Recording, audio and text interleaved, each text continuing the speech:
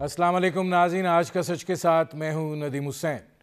कौमी असम्बली और सेनेट के अंदर मिनी बजट के ऊपर बहस जारी है। ज़ाहिर है इस मिनी बजट के हवाले से बहुत से खदशात भी हैं, तहफ़्फ़ुज़ात भी हैं, और ज़ाहिर है कि इन खदशात और तहफ़्फ़ुज़ात का इजहार अपोजिशन की जानिब से ही होना था और वो इस हवाले से कर भी रहे हैं। इंतहाई अहमियत की हामिल जो है ये कानून साजी होगी और दिखाई ये दे रहा है कि हुकूमत कल इस बिल को और स्टेट बैंक की खुद मुख्तारी का जो बिल है दोनों को अपनी अददी अक्सरियत की बिना पर मंजूर करवा लेगी। आज ये बात कही जा रही है, डिवाइड लाइन की बात भी हो रही है कि तारीख देखेगी कि किन लोगों ने इन बिलों के हक़ में वोट दिया और किन्हों ने मुखालफत की। महंगाई के इस सैलाब जो है उसकी बात की जा रही है, लेकिन पार्लियामेंट के अंदर जो माहौल है वो दिखाई ये देता है कि वो उस तरह का नहीं बन पाया कि जिसके नतीजे में अपोजिशन की आवाज़ को सुना जाता और हुकूमती बेंच जो हैं उसको कोई अहमियत देते।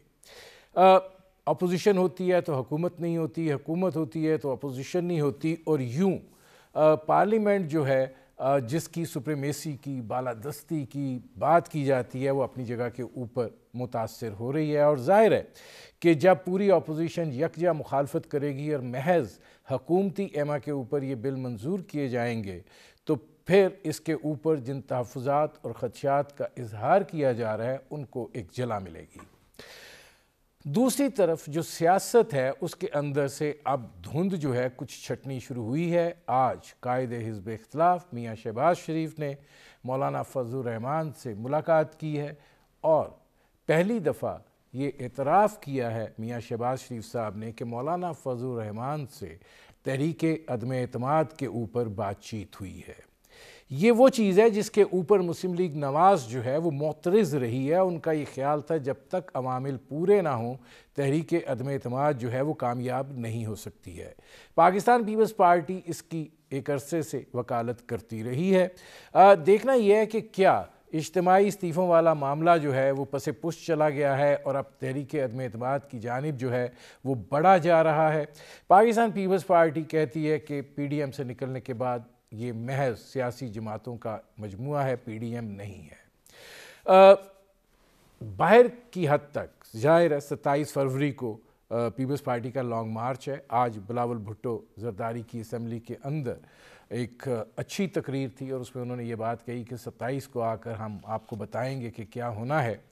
दूसरी तरफ 23 मार्च PDM का महंगाई मार्च है, उस हवाले से भी दोनों जुमा शहबाज शरीफ और मौलाना फजलुर रहमान साहब कह रहे थे कि इस पर बात हुई है और ज़ाहिर है कि 25 जनवरी को इस हवाले से एक इजलास हो रहा है कि जिसके अंदर इन मामलात को जो है फिर आगे बढ़ाया जाएगा।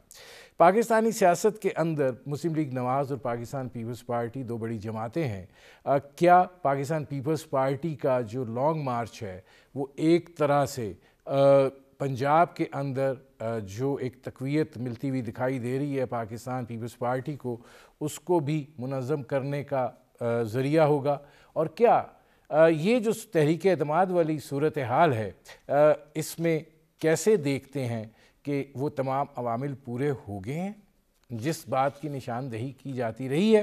इस पर करेंगे बात। आपको अपने मेहमानों से तारुफ़ करवाते हैं। हमारे साथ मौजूद हैं खुर्रम दस्तगीर खान साहब, मुस्लिम लीग नून के सीनियर रहनुमा हैं, और हमारे साथ मौजूद हैं कमर ज़मान कायरा साहब, पाकिस्तान पीपल्स पार्टी के सीनियर रहनुमा हैं। खुर्रम दस्तगीर खान साहब, पाकिस्तान पीपल्स पार्टी जब आपका इख्तलाफ हुआ था तब से ये बात कह रही थी कि तहरीक अदम एतमाद की कोशिश करनी चाहिए, बड़ा मामूली मार्जिन है, और आप लोग ये कह रहे थे कि नहीं, सेनेट के अंदर जो कुछ होता रहा वो इस बात का मुतकाज़ी है कि जब तक तहरीक अदम एतमाद के तमाम अवामिल पूरे ना हो जाएं, ऐसी सूरत हाल में तहरीक अदम एतमाद पेश करना बेमानी होगा।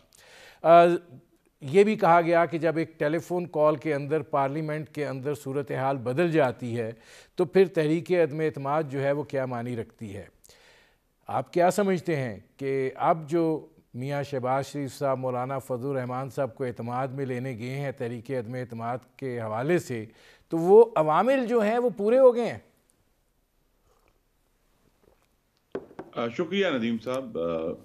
हमारा जो मकसद है, जो कि PDM का भी मकसद है, और उसके जो 27 नुकाती एजेंडा सितंबर 2020 में उसका जो नंबर 2 है वो वही हम सामने लेकर चल रहे हैं कि हमें जल्द अज जल्द पाकिस्तान में साफ, शफाफ और गैर आईनी मुदाखलत से पाक इंतखाबात चाहिए, ताकि पाकिस्तान के अवाम अपने हकीकी और वाकई मुंतखब हुक्मरान जो हैं वो चुन सकें, जो मुल्क को आगे लेकर चलें। क्योंकि हाइब्रिड निज़ाम मुकम्मल तौर पर, मुआशी तौर पर, खारजा पॉलिसी में, वफाक को साथ लेकर चलने में, जमहूरियत को आगे बढ़ाने में नाकाम हो गया है, जिसकी सरबराही इमरान खान साहब फरमा रहे हैं।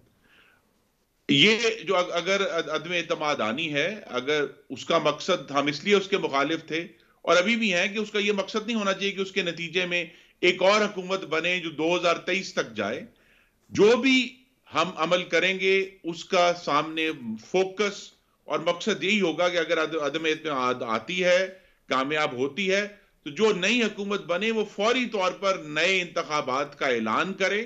और वो जो नई हुकूमत बनेगी उसका मकसद यही होगा कि अगर कोई इस्लाहात हैं, अगर कानून में कोई ऐसी तब्दीली चाहिए जो करने वाली है, फौरी तौर पर करके नए इंतखाबात का ऐलान किया जाए, ताकि पाकिस्तान के अवाम अपने हुक्मरान चुन सकें। तो अब चूंकि साल पहले या 1.5 साल पहले अगर ये अदम एतमाद लाई जाती तो अभी तो इंतखाबात में काफी वक्त होना था।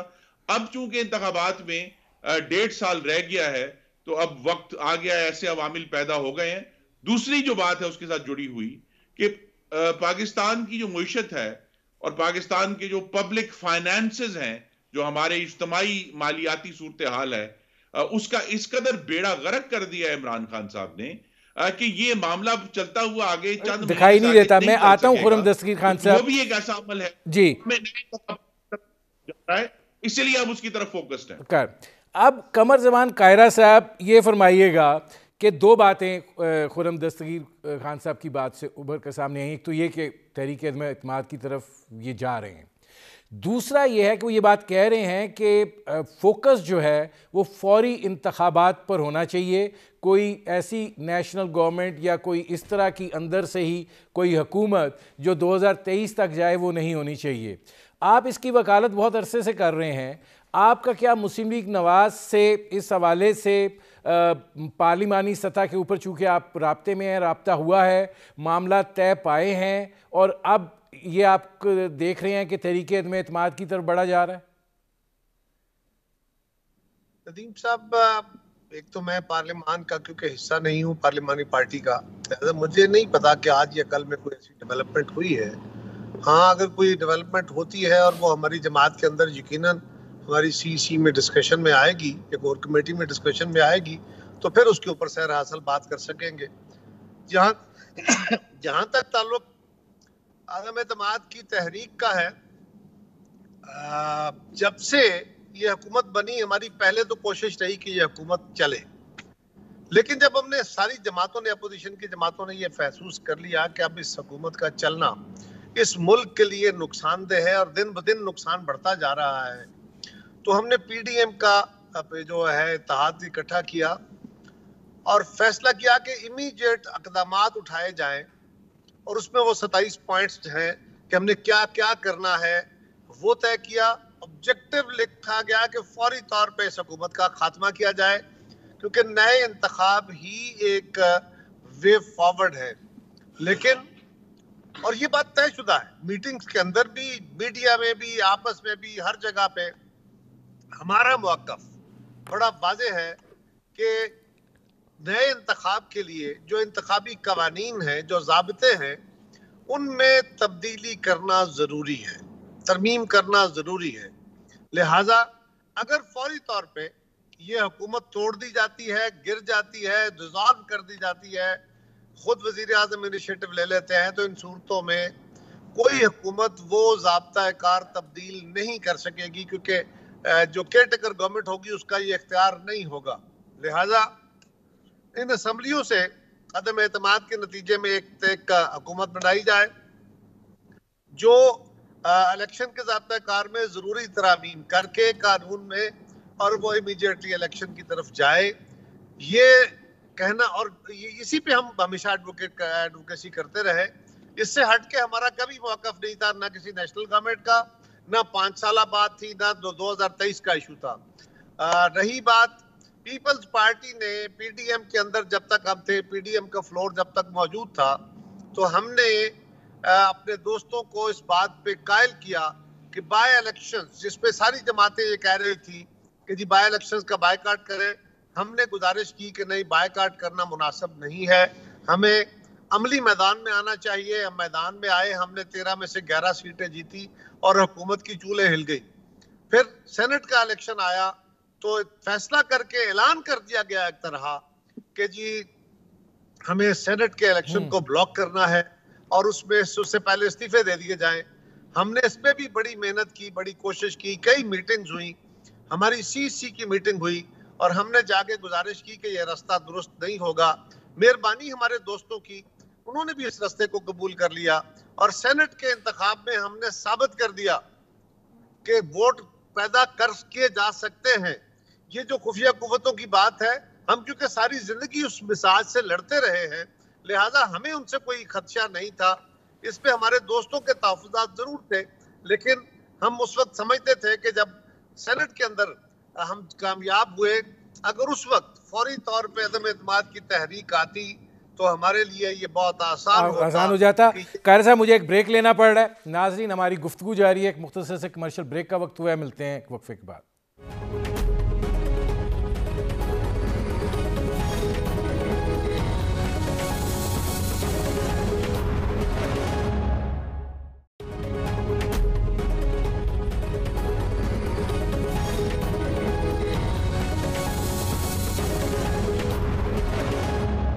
Welcome back. अब खुर्रम दस्तगीर खान साहब, आपने कायरा साहब की बात सुनी, उसमें से जो बात निकल कर आ रही है, पहली बात तो ये फरमाइए कि आप किस बिना पर अब आप तहरीक अदम एतमाद की तरफ बढ़ रहे हैं? क्या आपको यकीन है कि ये कामयाब होगी और जो दर पर्दा अवामिल हैं वो अब या तो न्यूट्रलाइज हो गए हैं या फिर ये है कि आपको दिखाई देता है कि अब इस सिस्टम में तब्दीली आने वाली है? जी, इसमें बहुत बड़ा फैक्टर खैबर पख्तूनख्वा में बल्दियाती इंतखाबात का जो पहला मरहला था उसने अदा किया है कि उसमें एक तो उस तरह की हमें गैर आइनी मुदाखलत देखने में नहीं आई और उसका नतीजा ये है कि अगर आप अगरचे ज़्यादा वोट जमीयत उलमा इस्लाम ने हासिल किए, लेकिन अगर आप ओवरऑल मुवाजना करें तो अपोजिशन की जमातों ने पीटीआई के मुकाबले में 3 गुना वोट लिए हैं। पीटीआई के रफली 2,44,000 वोट हैं, हमारे अगर सब वोट काउंट किए जाएं तो 8.5 लाख वोट बनते हैं। तो ये 3 गुना से भी ज्यादा की एक तादाद है जो अपोजिशन ने हासिल की है, जो कि हमें एक इंडिकेशन दे रही है कि पाकिस्तान की आवाम बैलेट बॉक्स पर जब उनको बगैर रोको टोक, बगैर खौफ, बगैर दबाव मौका मिलेगा तो अब वो उस स्टेज पर आ गए। उन्होंने इमरान खान की जो बद इंतजामी है, गरीब दुश्मनी है, तरक्की दुश्मनी है, उसका ना सिर्फ जो है वो मुशाहिदा किया है, बल्कि उसका वो रोजाना करियाने की दुकान पे, पेट्रोल पंप पे, सड़क के ऊपर उनको उसकी तकलीफ और अजियत हो रही है। तो अब वो वक्त आ गया है गालिबन जिसपे एक ऐसा हमें कदम उठाना है जिसके नतीजे में ना सिर्फ ये हुकूमत घर जाए बल्कि हम पाकिस्तान के अवाम को वो मौका फराहम कर सकें। अच्छा, खुर्रम दस्तगीर खान साहब, अब दूसरा सवाल, फिर मैं कायरा साहब की तरफ जाता हूँ। दूसरा सवाल आपसे ये है, जो कायरा साहब ने गुफ्तगू की उससे लगा कि वो ये चाहते हैं कि जब तहरीक अदम एतमाद हो जाती है, हुकूमत तब्दील होती है, तो जो नई हुकूमत वजूद में आए उसके पास इतना वक्त हो कि जो इंतखाबी इस्लाह या जो चीज़ें करनी हैं वो की जाएँ। आपके ख्याल में ये दुरुस्त है या आप समझते हैं कि नहीं, पीपल्स पार्टी के साथ इस तहरीक अदम एतमाद और उसके आगे असरात के हवाले से बातचीत अभी होना बाकी है, या ये कि कोई फ्रेमवर्क जो है वो आप लोगों ने तय किया है? जी, बातचीत का आगाज कर दिया गया है और आज से 2 दिन पहले पीर के रोज शहबाज शरीफ साहब जो लीडर ऑफ द ऑपोजिशन हैं, उन्होंने एक मुश्तरका ऑपोजिशन की मीटिंग चेयर की थी। आज भी सुबह शहबाज शरीफ साहब की और बिलावल भुट्टो साहब की वहाँ गुफ्तगू हुई है पार्लियामान में और हमें ये उम्मीद है कि आने वाले दिनों में पार्लियामान में इस पे तमाम जो अपोजिशन जमातें हैं उनका एक लाए अमल सामने आएगा जो बात कारा साहब ने की है उसमें असूलन हमें कोई इख्तलाफ नहीं है। 4-5 ऐसी अहम चीजें हैं जिनमें हमें इलेक्शन में वो तरमीम करनी है जिसके जरिए मुदाखलत का दरवाजा बंद किया जा सके। मसलन एक तरमीम जिसकी बहुत सख्त जरूरत है वो ये है कि इलेक्शन कमीशन किसी सूरत पोलिंग स्टेशन की जिम्मेदारी से फरार हासिल नहीं कर सकता, जिस तरह उसने 2018 में और अभी आजाद जम्मू कश्मीर के इलेक्शन में जो पोलिंग स्टेशन की सारी जिम्मेदारी थी वो सिक्योरिटी एहलकारों को कानूनी तौर पर दे दी थी। हमें उनको रोकना है, हमें इस बात को कानून में लिखना है कि पोलिंग स्टेशन के अंदर सिक्योरिटी एहलकार नहीं जा सकेंगे, वो बाहर रहेंगे और बाहर रहकर सिक्योरिटी को यकीनी बनाएंगे।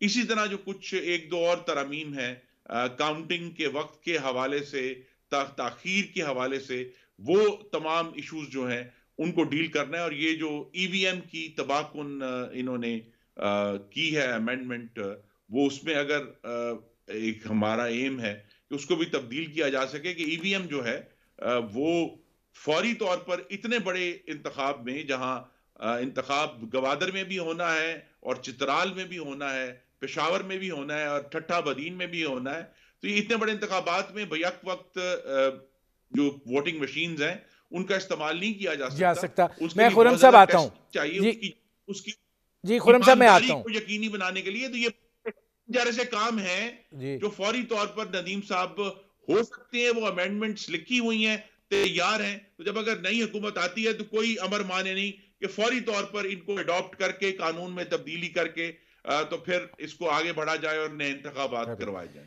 कायरा साहब, इससे तो लगता ये है कि आप पार्लियामेंट से बाहर पीडीएम की सतह के ऊपर बेशक अलग हैं, लेकिन पार्लियामेंट के अंदर एक अंडरस्टैंडिंग जो है वो इस हवाले से डेवलप हुई है और आप ये समझ रहे हैं कि ये जो मामला है ये निबट जाएगा और अब ये हुकूमत जो है ये किसी उस सरपरस्ती से महरूम हो चुकी है जो बुनियादी तौर पर हायल थी किसी ऐसे इक़दाम की हवाले से जो हुकूमत के लिए मुश्किलात पैदा कर सके? नदीम साहब, एक तो चले कुछ प्रेस कॉन्फ्रेंसेस या प्रेस रिलीजेस आई जिसमें कहा गया कि जी हमारा कोई काम नहीं है, हमें सियासत में ना घसीटा जाए, तो ये एक अच्छा अमल है, हमें भी हौसला अफजा अमल है, अच्छा लगा। अब उसका अमली मज़ाहिरा भी देखना चाहिए, कोशिश करनी चाहिए कि वो अमली तौर पर भी नजर आए। जो हमने पिछले जो जॉइंट सिटिंग में देखा उसमें जो खुफिया हाथ था उसका रोल हमें नजर आया। एक दिन कबल तक तो लगता था कि इत्तेहादी राजी नहीं है, हुक्मरान जमात के अपने लोग राजी नहीं है, लेकिन फिर अचानक सब कुछ तब्दील हुआ और वो बिल पास हो गए। इसी तरह अभी जो मौजूदा सेशन चल रहा है इसमें भी यूं इशारे मिल रहे हैं कि लोग तो राजी नहीं है। ये किस तरह मुमकिन है कि सारा मुल्क जिस कानून साजी पे पाकिस्तान की एक हाहाकार मचा रहा हो, सिर्फ अपोजिशन नहीं, सारा मीडिया, सारा इंटेलिजेंसिया, खुद हुक्मरान जमात के अंदर हर वक्त ये शोर हो, तो फिर ये कैसे मुमकिन है कि वो लोग इस कानून को पास करने के लिए हुकूमत की खुशामद करें? कोई खाद तो चला, इसके बारे में भी गुफ्तगू हो रही है, लेकिन इसको एक तरफ रखते हुए सियासी जमातों को सियासी अमल में वो इक़दाम उठाने की जरूरत है जो उनके बस में है, जो गिवन सर्कमस्टांसेस में जरूरी है और पॉसिबल है। हमने वो पॉसिबिलिटी जो आईन और कानून के अंदर रहते हुए, पहली बात तो यह है कि हम कामयाब होंगे, यकीनन होंगे, हमें इस उम्मीद नहीं, यकीन है कि हम कामयाब होंगे। मेरे ख्याल में अगर खुदा न खास्ता नाकामी भी होती है तो इवन देन हुकूमत के लिए बहुत बड़ा डेंट हो जाता है। और हमारी जिम्मेदारी यानी अपोजिशन की जिम्मेदारी इस वक्त क्या होनी चाहिए? क्या हम अवाम की नुमाइंदगी करते हुए इस हुकूमत को टफ टाइम देते, इस हुकूमत से जान छुड़ाते, इसको हतमी धक्का देते हुए नजर नहीं आने चाहिए? हाँ, उस धक्के के नतीजे में हुकूमत को जाना चाहिए। नाज़रीन, हमारी गुफ्तगू जारी है, वक्त हुआ एक मुख्तसर से कमर्शियल ब्रेक का, मिलते हैं इस वक्फे के बाद।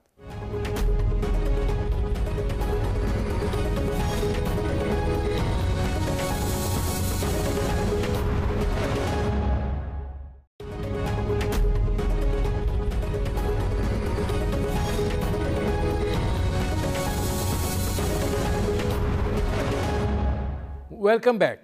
खुर्रम दस्तगीर खान साहब, ये फरमाइएगा कि जब आप कायदे हिज़्ब इख्तिलाफ मियाँ शहबाज शरीफ साहब आपकी पार्टी के सदर भी हैं, वो ये बात कह रहे हैं कि हमने तहरीक अदम एतमाद पर बात की है, तो ज़ाहिर है कोई यकीन होगा या उम्मीद ज़रूर होगी। क्या आप लोगों का राब्ता हुआ है हुकूमत की इत्तेहादी जमातों के साथ?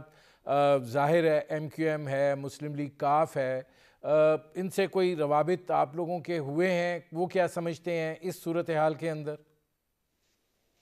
जी, MQM से हमारा राब्ता हुआ है। आपको शायद आपके नाज़रीन ने देखा हो कि चंद दिन पहले हमारे सेक्रेटरी जनरल एहसन इकबाल कराची तशरीफ़ ले गए थे और उन्होंने MQM के हेडक्वार्टर जाके उनसे बात की, और इसका नतीजा ये है कि आज जब MQM के जो पहले रुकन हैं उन्होंने कौमी असेंबली में जब बात की तो उन्होंने उसको दोहराया कि हमें नहीं मालूम कि हम हुकूमत का हिस्सा हैं या हम अपोजिशन का हैं। तो वो MQM का गू मगू तो जारी है, क्योंकि उन सब को ये अब वाज़ेह है, दूसरी हलीफ जमातों को भी वाज़ेह है कि ये जो हाकिमियत का इमरानी जनाजा पड़ा हुआ है कॉन्स्टिट्यूशन एवेन्यू के ऊपर, अब इसका वजन इतना ज्यादा हो गया कि इसको कंधा नहीं दिया जा सकता। तो सब जो हैं वो इससे जान छुड़ाना चाह रहे हैं और इस चीज से बचना चाह रहे हैं कि वो नजर आए कि उन्होंने पाकिस्तान के अवाम के बच्चों के दूध के ऊपर, दही के ऊपर, दवाइयों के ऊपर, खाद के ऊपर, जो ज़रूरी दवाइयां हैं उनकी इंपोर्ट के ऊपर जो एक कातिल टैक्सेशन ये हुकूमत करने जा रही है, इस गुनाह में कोई हिस्सा नहीं डालना चाहता हुकूमत की तरफ से। लेकिन जिस तरह मैंने कहा, हमें ये जो PDM की तहरीक शुरू की गई थी, वो सिर्फ ये नहीं था कि हमारे सामने इमरान खान साहब मौजूद थे जिनको गिराना था।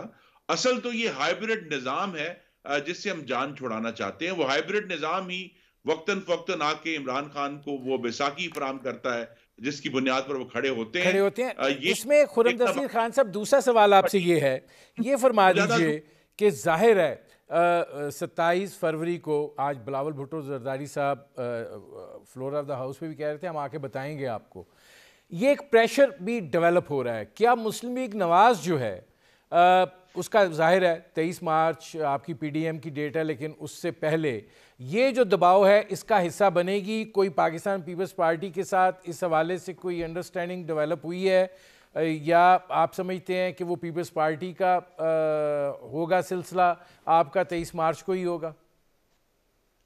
जी नहीं, इसमें भी कोई चीज हमें नहीं रोकती कि हम PDM का जो मार्च है उसको पहले आगे ले आएं और पीपल्स पार्टी के साथ मार्च करें, या पीपल्स पार्टी को कन्विंस कर लें कि वो हमारे साथ मार्च करें। अगले आने वाले गालिबन हफ्ता या 10 दिन में पीपल्स पार्टी तो PDM का हिस्सा बनने के लिए अब तैयार नहीं दिखाई देती खुर्रम दस्तगीर खान साहब। जी वो ना बने, उनका अपना एक नुक्ता नजर है, वो ना बने, लेकिन बहरहाल जो पार्टियां एक किसी इत्तेहाद का हिस्सा ना भी हों वो भी बैक वक्त रास्ते इक़दाम कर सकती है, उनको कोई चीज नहीं रोकती। तो इस पर डिस्कशन होगी और मैं जिसकी चीज की सिफारिश करता हूं और चाहूंगा कि ये काम हो कि मोहम्मद नवाज शरीफ और आसिफ जरदारी साहब की गुफ्तगू होनी चाहिए, तभी ये मामला जो है वो मजबूत बुनियाद पर आगे बढ़ेगा कि ये मार्च एक ही मार्च होना चाहिए, चाहे 27 मार्च। आपने एक बड़ी बात की है खुर्रम दस्तगीर खान साहब, मेरे पास आखिरी 1.5 मिनट है, मैं कायरा साहब की तरफ जाऊंगा। कायरा साहब, नवाज शरीफ और आसिफ अली जरदारी साहब के माबैन बात होनी चाहिए और हमें कोई एतराज़ नहीं है, मार्च 23 मार्च से 27 फरवरी पर भी आ सकता है। बिल्कुल जी, सियासी लीडरों में गुफ्तगू होनी चाहिए नदीम साहब, और उसमें कोई अमर माने नहीं है। मेरा ख्याल है जरदारी साहब ने लास्ट एक गुफ्तगू की थी, कोशिश की थी मियाँ साहब से राब्ता करने की, जिसमें वो इसहाक डार साहब से बात तो कर पाए लेकिन मियाँ साहब से गुफ्तगू ना हो पाई। जब हमारा सेनेट के अंदर लीडर ऑफ द अपोजिशन का आपस में एक तनाजा खड़ा हुआ था, उसके अलावा दोनों लीडरों में कोई इख्तलाफ नहीं है। जरदारी साहब ने पेशरफ्त की थी, मेरा ख्याल है मियाँ साहब इसमें तारक फरमाएं तो कोई इशू है नहीं। मेरा ख्याल है कि ये मामला हल हो सकता है, होना चाहिए, और इस तरह के डेडलॉक नहीं आने चाहिए, ये बात दुरुस्त। इसमें कायरा साहब आखिरी 30 सेकंड है, ये फरमा दीजिए कि तहरीक अदम एतमाद जो है उसको आप क्या देख रहे हैं, मार्च या उससे पहले? सर ये तो पार्लिमानी पार्टी बैठेगी, अपोजिशन की सारी जमातें सर जोड़ के कब वक्त का तयन तो वो करेंगे, लेकिन क्विकेस्ट पॉसिबल टाइम में होना चाहिए, क्योंकि हुकूमत का एक एक दिन इस मुल्क पे भारी गुजर रहा है। हो रहा है। मेरे प्रोग्राम का वक्त ख़त्म हो रहा है। बहुत शुक्रिया खुर्रम दस्तगीर खान साहब, बहुत शुक्रिया कमर जमान कायरा साहब। नाज़रीन, आपने हमारे पैनल के शुरका की गुफ्तगू सुनी। अब तक के लिए इतना ही, इजाज़त दीजिए। अल्लाह हाफ़िज़।